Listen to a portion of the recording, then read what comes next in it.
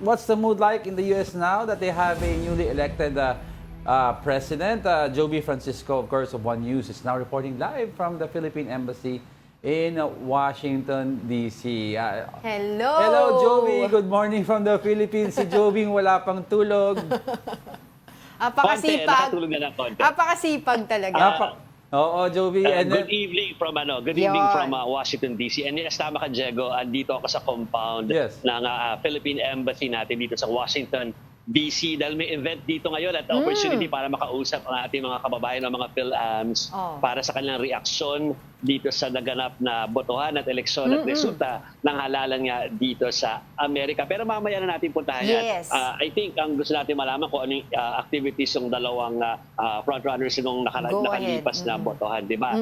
So unahin natin si President-elect Donald Trump. Donald Trump. Yes. Di ba? Yun na yung tawag natin sa kanya ngayon. President-elect Donald Trump. So nasa Florida lang siya. At, pero naging busy doon answering calls from other world leaders. And at the same time, nagbuo na siya ng committee na mag-perform ng transition committee na tinatawag nila in preparation for the inauguration. And aside from that, para mag-vet ng mga pwede mag-candidate for yung cabinet post ng kanyang administrasyon.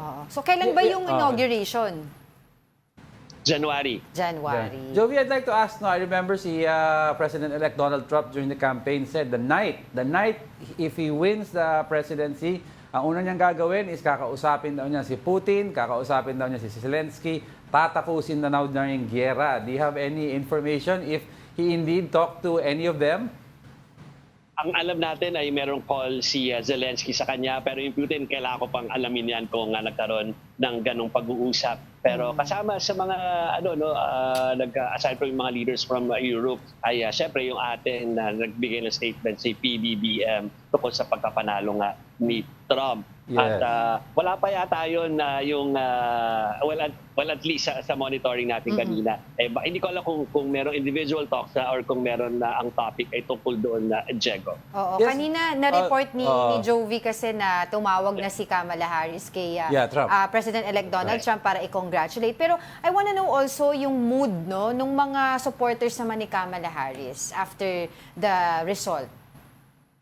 Okay, ang na-observe ko lang muna at least yung supporters muna, yung mga student supporters na nag-perform nung core nung Washington DC tawag doon, mga nag-volunteer for ay nando doon sa Howard University kahapon.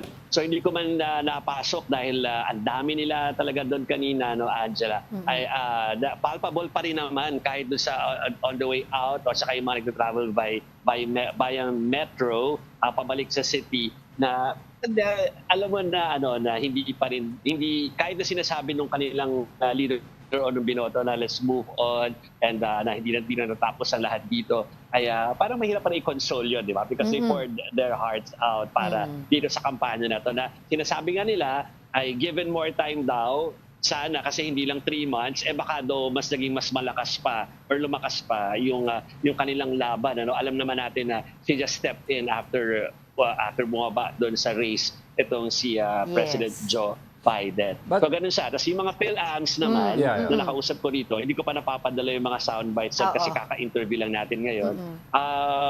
Basta ang concern nila parang dapat daw yung continuation ng Filipino-American mga agreements ituloy lang and they're fine with it. Of course, nalulungkot sila na hindi yung manok nila yung nanalo, yung ibang bumoto for Kamala. Pero since meron naman talaga strong ties yung dalawang bansa, sana daw walang disruption ng mga meron ng agreements about it.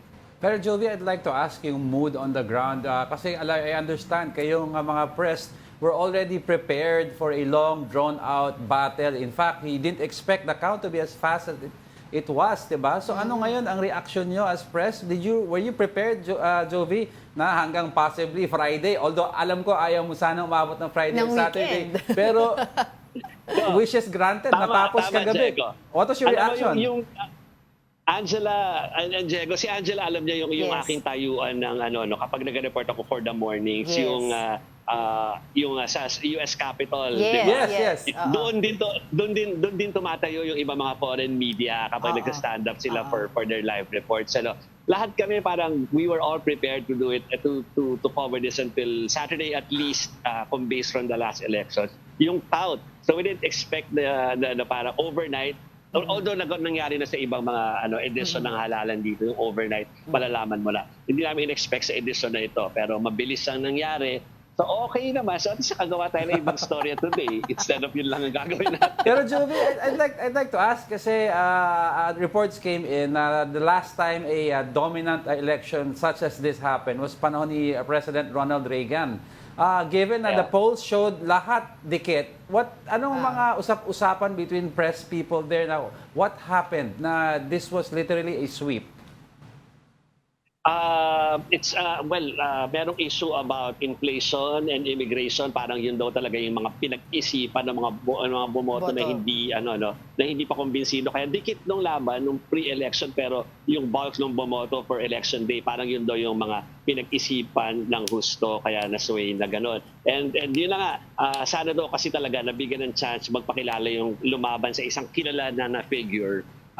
Kasi kung 3 months nga lang naman daw, parang ang laki ng habol na gagawin. So parang gano'n nangyari. So sa pre-election, siyempre yun yung tingin ng marami ay para magiging resulta, lalo at bumoboto na sila even pre-election day. Kaya ganun lumabas sa parang dikit. Pero siyempre, lahat ng yan ay pwede mabago because mas malaki yung halos more than a half pa yung hindi bumoboto at bumoto nung election day mismo.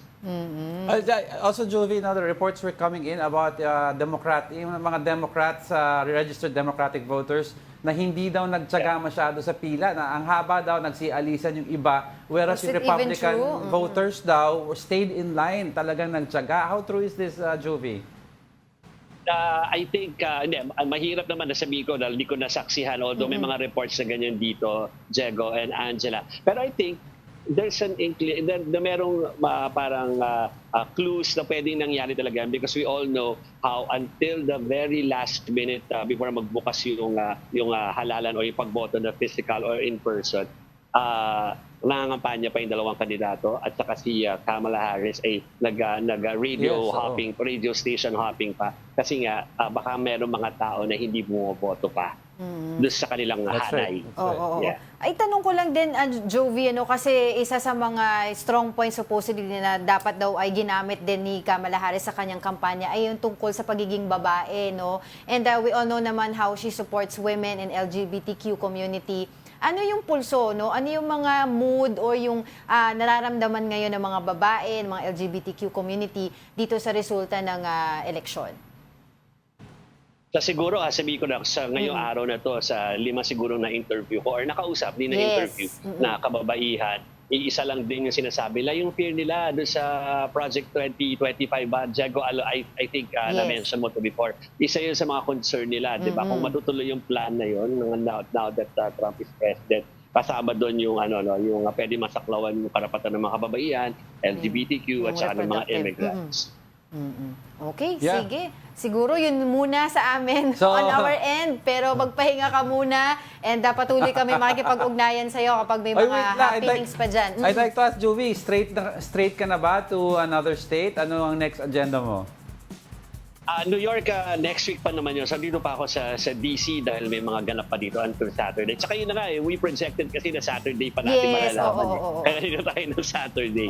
So we'll just continue covering from here sa Washington DC. Pero iba rin syempre ang complexion kapag nagpunta ka ng New York. Alam natin kung ano yung state na yan. May mga narinig ka ba dyan, Jovi, na mga scheduled activities ni President-elect Donald Trump para to thank his supporters? Ngayon ay stay in Florida as of ngayong gabi. Yun yung narinig natin announcement doon sa grupo na humahawak ng transition team niya. No? So doon daw muna, wala pang movement dito. Pero sila Kamala, at saka syempre, sila yung vice president na incumbent, pati si Biden. Tuloy yung trabaho dito sa Washington DC. Alright, sige. Maraming salamat, Jovi Francisco, our senior editor here sa One News. One News. Thank you so much and ingat.